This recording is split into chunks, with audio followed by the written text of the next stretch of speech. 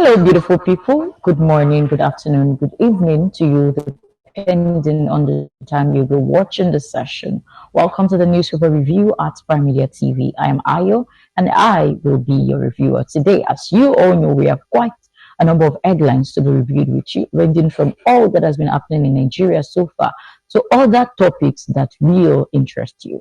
But before we go into all that we have for you today, let's go on a quick break, and we will be right back.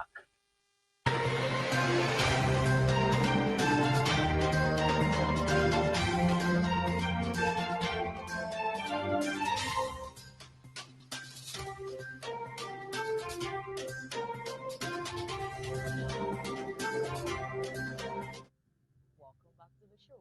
Like I told you, we have quite a number of headlines to be reviewed with you today, and trust me, this is going to interest you. Moving on to the first headline that we have for you today, it says no reprisal over troops killing, the military says. Very quickly, let's look at the news in details.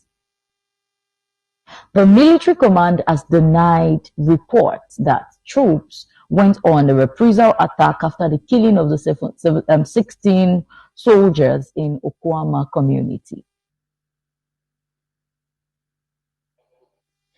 Daily Trust had reported on how an army commander, 2 majors, 1 captains, and 12 soldiers were killed in Okwama.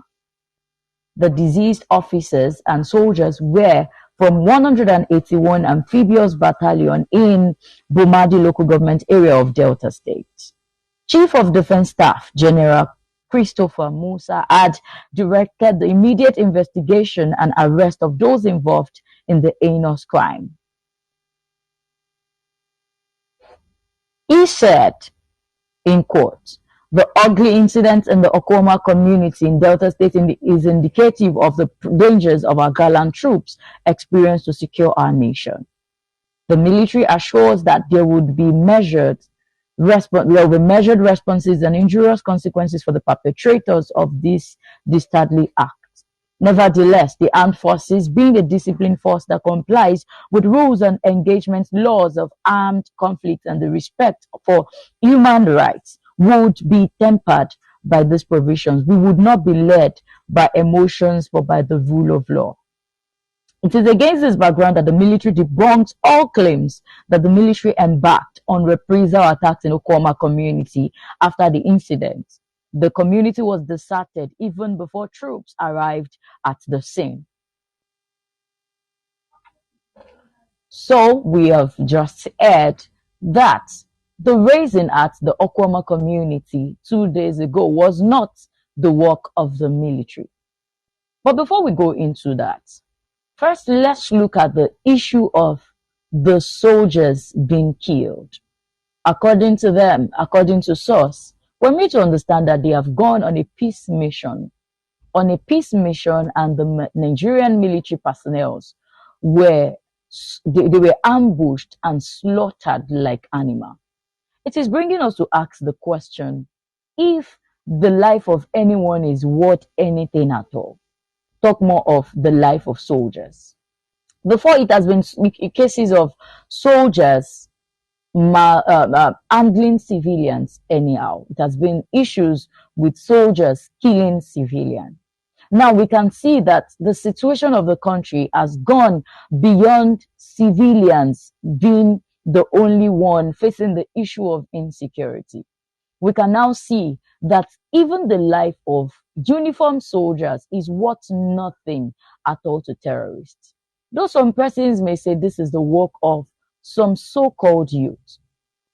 At the same time, we should also look at the fact that military personnel were called to come and settle communal land disputes in a community where there are police officers whom they could report this case of communal land dispute to, that they had to summon the military to come and intervene in this case. That is another issue on its own. It is the reason why we have state policemen, we have state police officers whom they could report cases of communal land dispute to, and they in turn will go ahead to look for solution to this issue at hand. But it is so unfortunate that they had to involve the soldiers, and we saw the repercussion. Now, if at all they are going for a peace mission, we believe a peace mission should not be something they will just go unarmed.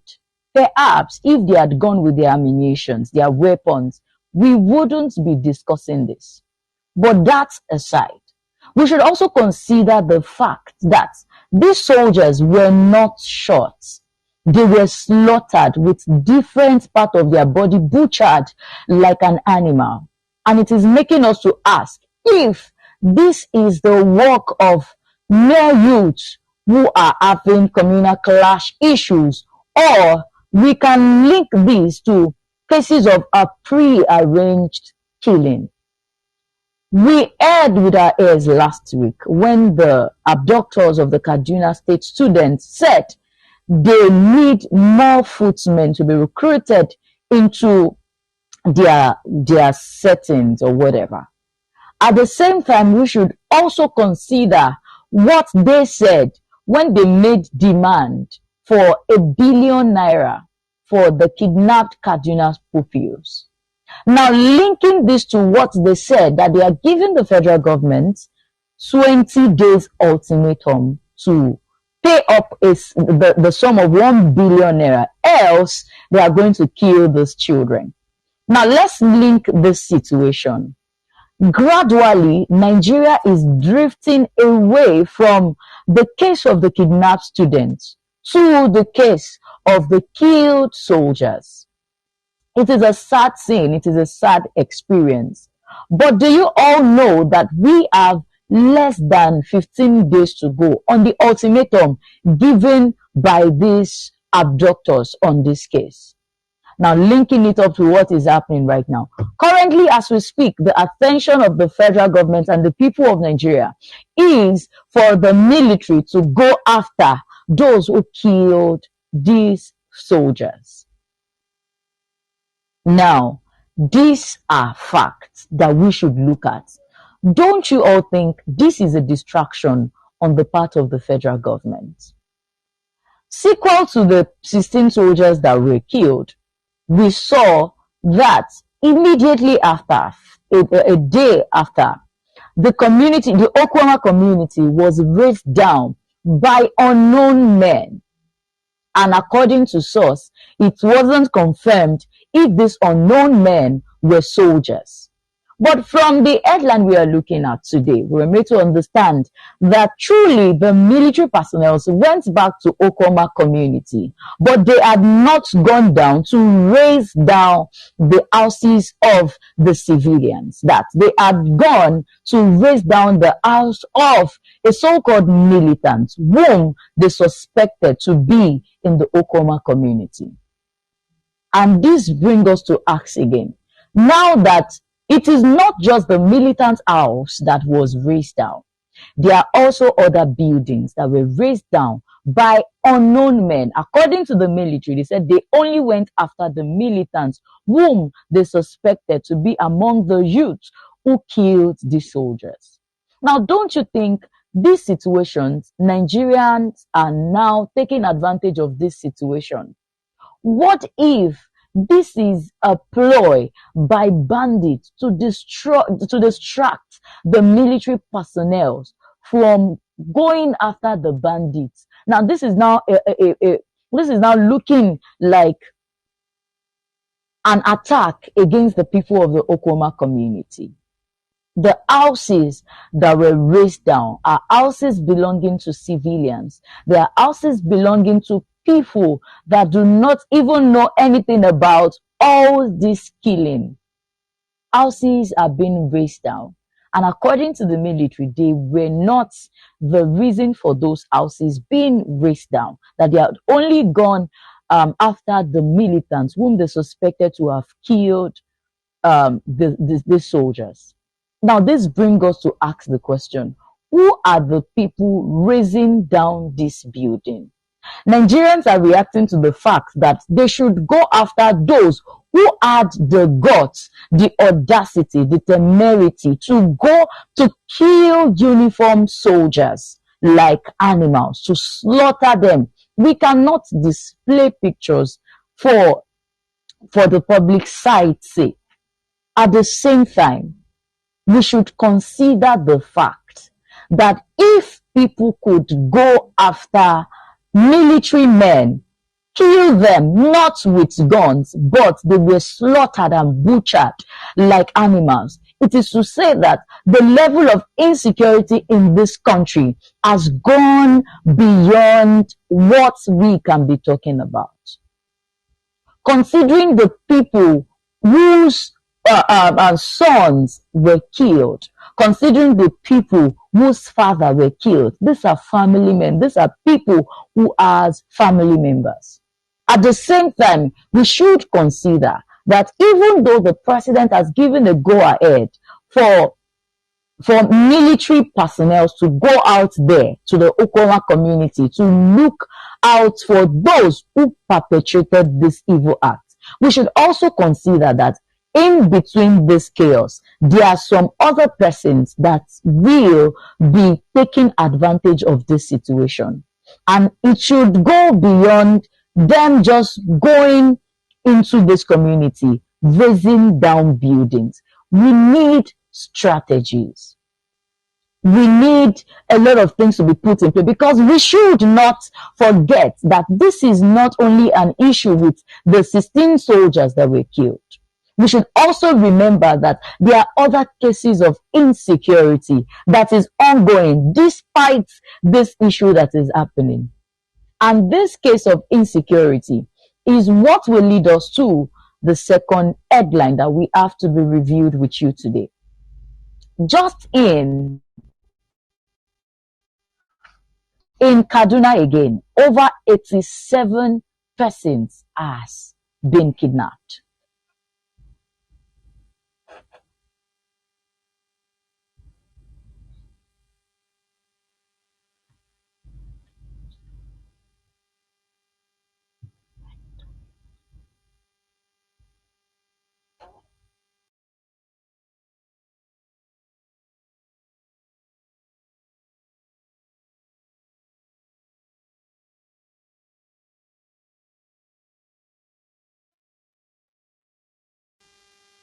Terrorists on Sunday night kidnapped 87 people after launching a fresh attack on the Kajuru Station community in the Kajuru local government area of Kaduna State. A member of the Kajuru Station youth, Arisu Dari, confirmed the incident to our correspondent on Monday in Kaduna. Arisu said the terrorists also broke into some shops and stole food items and other valuables. He said they invaded the village around 10 p.m. The attack came barely 2 days after 15 women and a man were abducted in the Dogon Noma community of the same local government. So we can see now that while we are busy nursing the hurt and the pain that the family of the deceased, the killed 16 soldiers in Delta State are going through, these bandits are busy working in the background, looking out for people whom they can kidnap. But the question we should also be asking is, why is it that this issue of kidnapping is only rampant in Kaduna State? Last week, Sheikh Gumi said something that Nigerians, that he would stand in gap for the federal government to negotiate with the terrorists. Moments after, he said if the federal government will not negotiate with these bandits, then what they have seen so far is a tip of the iceberg. One of the things we should be considering is that this man has said it to the face of the federal government that if they will not negotiate with the federal government, with these bandits, that what they have seen is just a tip of the iceberg. This is seeming like a threat from what he has said, from what we have seen so far. And we personally think that this man is a clue to where we can get who is sponsoring these bandits. And while we are not seeing this, these people keep on attacking, attacking, and attacking. So we have quite a number of situations on ground in the country on the issue of insecurity. Why can't the federal government do it this way? Instead of channeling all of their energies on the people, the soldiers who were killed, why not divide the attention? Let some sets focus on the killed soldiers. Let another set focus on the issue of bandits. And just today, the governor of Kaduna State, Governor Sani Uba, he said the reason why there's been cases of bandits in Kaduna State is because the vigilantes are not well equipped. And this is so sad. It is disheartening that the governor of the state is telling us that he's now putting the blame on the vigilantes. Now, this is no longer a case that vigilantes can handle. This is no longer a state that local security can handle. Since the first attack of those children, they could have poured out more security officers, more armed officers, make the security of the state even tighter. So these people will not have the guts, the audacity to come back into that same community.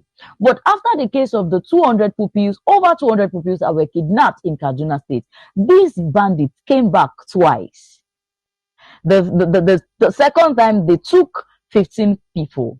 The third time they've taken 87 persons. In Kaduna State alone, over 300 people has been kidnapped. And this is leading us to ask the question again, why Kaduna State? There is something fishy. Why are they centralizing on Kaduna State? They keep on increasing in numbers. The number of abducted people keep on increasing. Yet, all our attention now this is not a case of not being sensitive. But we are looking forward to federal government channeling the same energy on both parties. It is a sad scene and a sad incident that we lost our soldiers. At the same time, we are making this case look more like the lives of the soldiers are more important than the lives of the over 300 persons that has been kidnapped so far, that has been abducted so far in Kaduna State. Energies should be distributed. Attention should be distributed. Let some sets focus on those that has been kidnapped. Yes, it is a painful experience. It is a painful experience. It is a sad experience for the family of the deceased. At the same time, it is a sad experience for the family whose children has been kidnapped. We know this is a case of death. There's this proverb that people say that the one who died and the one who got missing will one day meet each other. But at the same time, we should not make these other people feel less. This attention should be decentralized. Let some persons go after the killed soldiers. Let's channel our energy together on one course, on how we are going to put an end to insecurity totally in our community. This is where we have to gather forces on how to tackle insecurity, how to focus our energy on the fact that it was first on the case of abduction. Now it is on the case of the people who could save these children who has been abducted. Can't we see that these people are gradually draining us?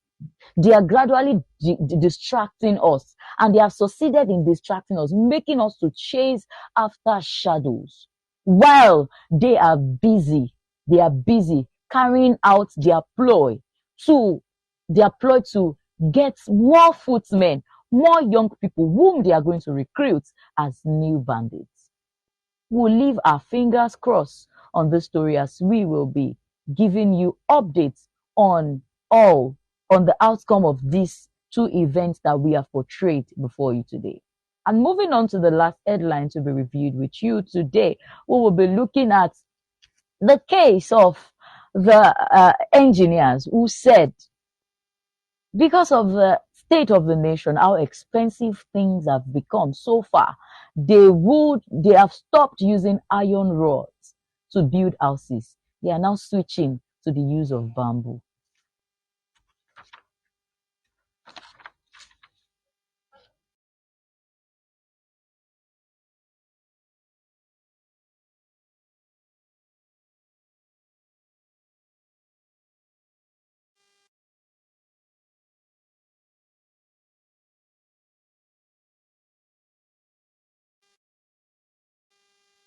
That Nigeria's economy is in bad shape is no longer news.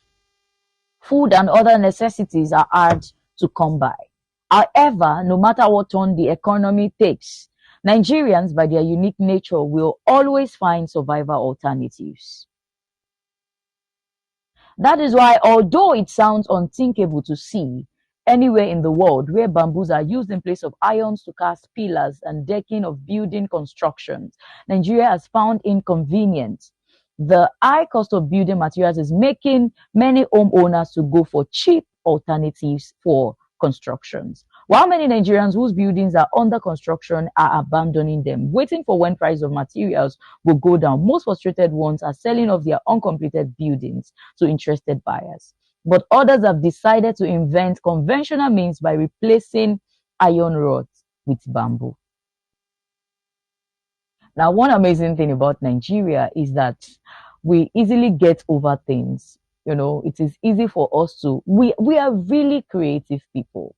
We are really creative people. And if the government of this country can work on the creativity of Nigerians, we should have a whole lot of brains in this country.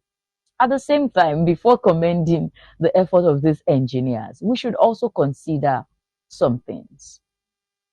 Currently, as we speak, an iron rod costs 10,000 to 30,000 naira, depending on the size. And a ton of 12 millimeter iron rod now is around 1.3 million naira. How many persons can afford this? You know, an average Nigerian who is earning less than 200,000 naira, who wants to build a house, world standard, or even if it is not world standard, Nigerian standard, how many of them can afford to raise 1.3 million naira only for iron rods? Talk more of the other things that is needed for making up the house. At the same time, we should also weigh the option of these engineers who said they are replacing bamboo rods with, they are replacing iron rods with bamboo. We should also consider this bamboo and everything.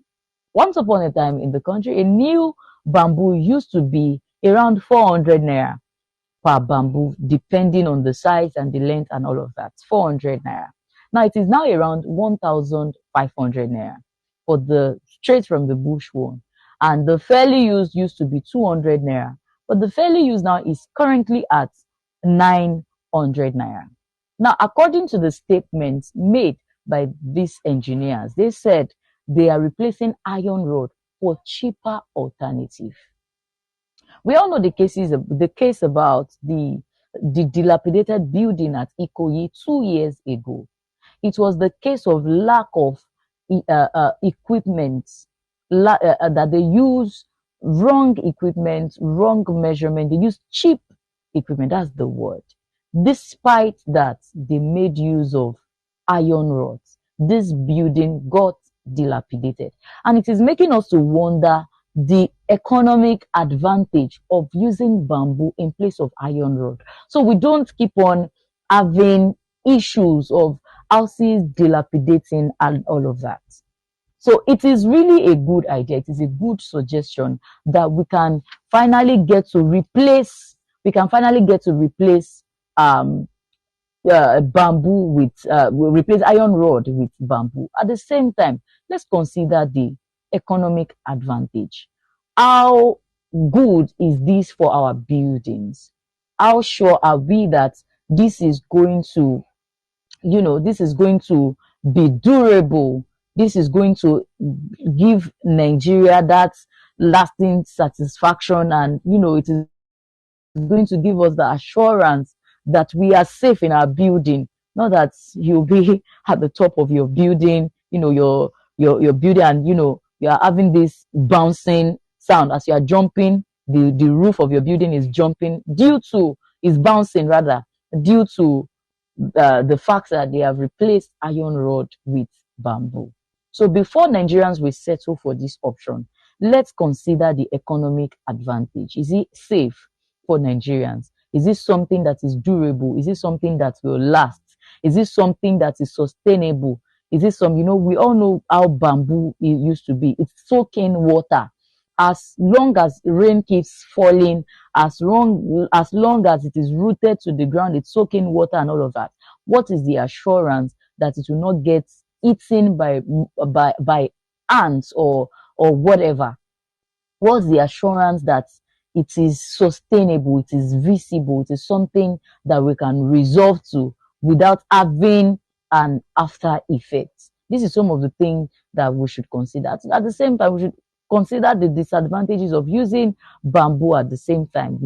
Bamboo is biodegradable. It gets weakened with time.